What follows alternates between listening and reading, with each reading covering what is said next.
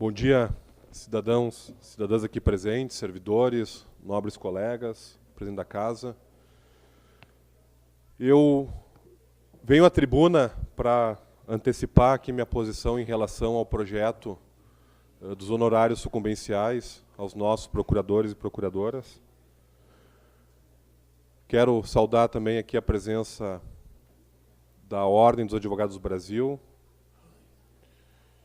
E quero aqui fazer um debate democrático, não sem antes agradecer aos procuradores que procuraram aqui cada vereador, trouxeram subsídios, né, fizeram esse debate na melhor cultura política, que é a da transparência, de confrontar as ideias, enfim.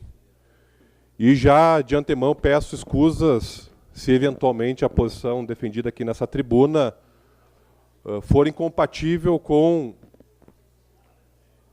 aquilo que alguns que acompanham aqui acreditem. Quando nós tivemos a Constituição Federal de 88, ela é um marco de consolidação da República Brasileira. Antes da Constituição de 88, questões que hoje para nós são óbvias, como a licitação pública, o concurso público, antes da Constituição de 88 não era assim. E mesmo com o advento da Constituição Federal, houve, por exemplo, a Emenda Constitucional 19 de 98, que lá no artigo 39 da Constituição Federal fixou o subsídio como forma de remuneração em parcela única.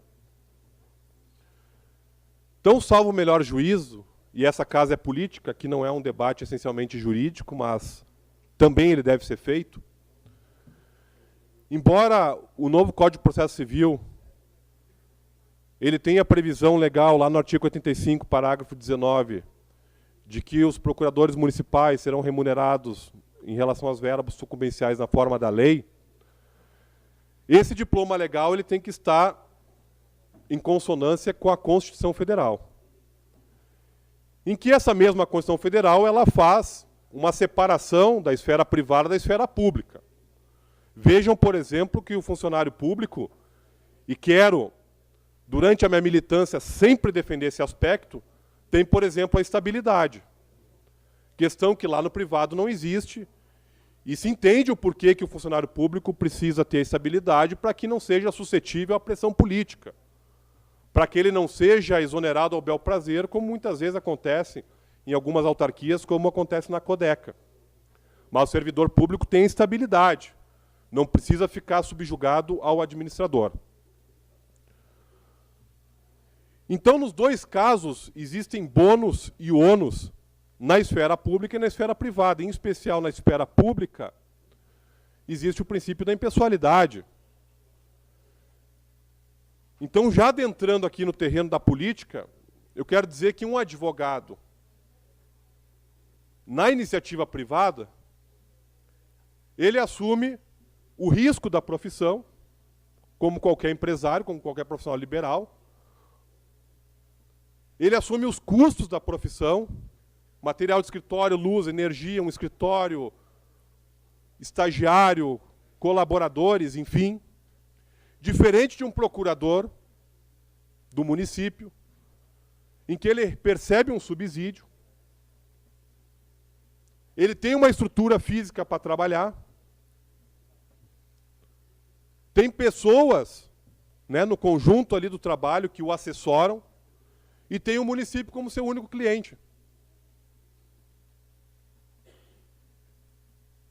Então, eu quero aqui de uma forma democrática, e agora trazendo para a política, dizer que no momento oportuno da votação, e quero enfrentar esse debate de frente, inclusive sendo advogado, o que pode gerar algum desgaste.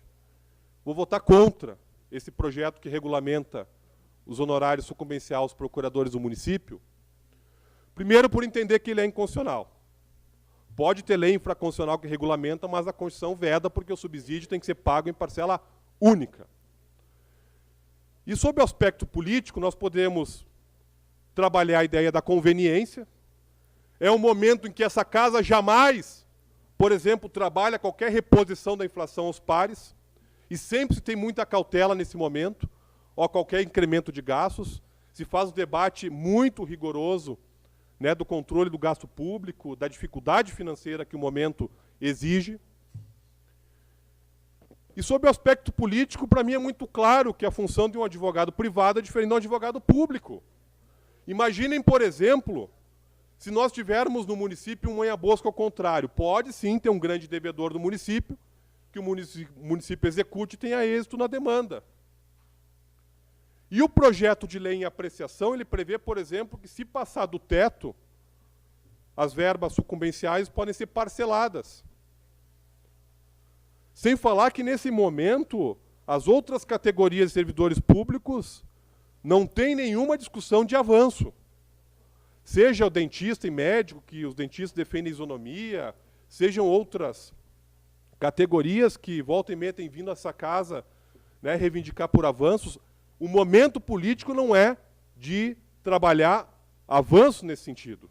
Embora eu, como vereador, na minha militância, sempre tenha defendido que servidor tem que ser bem pago, principalmente fiscal, procurador, tudo para que não seja suscetível a qualquer pressão, e principalmente pelo zelo, né, da investidura nesse cargo público que merece toda a atenção e boa remuneração por parte do poder público. Então, nós trabalharmos, por exemplo, uma pauta de que o subsídio do procurador é aquém, olha, essa talvez seja uma boa pauta. Os médicos labutaram, e isso é histórico, desde 2008 eles vêm trabalhando, dizendo que há uma diferença do privado e do público, da remuneração, e isso tudo é democrático. Agora, nessa casa, nesse momento político, sabendo da diferença, né, do advogado público e do privado, eu não me sinto à vontade para votar favorável a esse projeto. E fico muito tranquilo, inclusive, para assumir desgaste político, porque aqui nós temos que defender as posições por convicção. Chega de populismo ali fora, que levou o Brasil do jeito que está e o município do jeito que está. O administrador, o agente público que fala o que a massa quer ouvir. Então eu venho a essa tribuna falar o que eu entendo por convicção. Um advogado lá fora, quando ele abre o seu escritório, ele não sabe se vai ter cliente. Ele assume um custo do seu escritório sem saber se vai ter o devido retorno. Não tem salário fixo. Então, as verbas sucumbenciais previstas na profissão, elas são corretas, inclusive para se fazer um filtro, porque quem não perde uma ação ganha.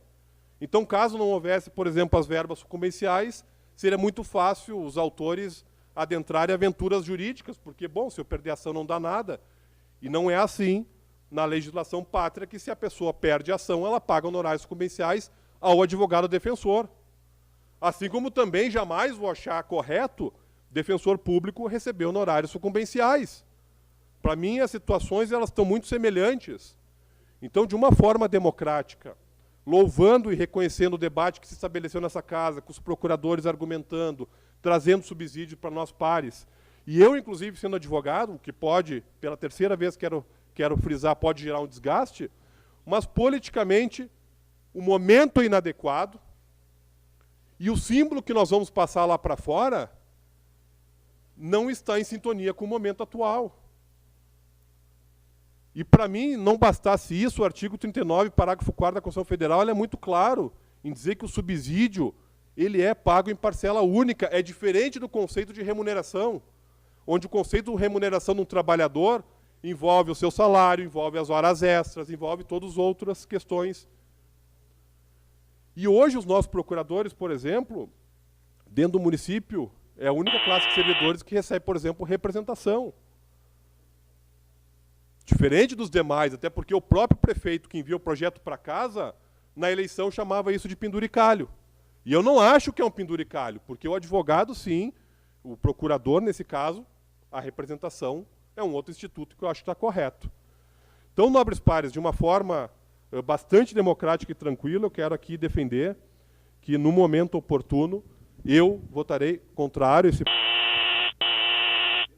aqui elencadas, e que isso não represente nenhum demérito à nossa classe de procuradores, que precisa ser valorizada, porque quando os nossos procuradores atuam né, de uma forma convicta, enérgica na sua profissão, e isso Declaração do traz líder, senhor presidente. benefício a todo o interesse público.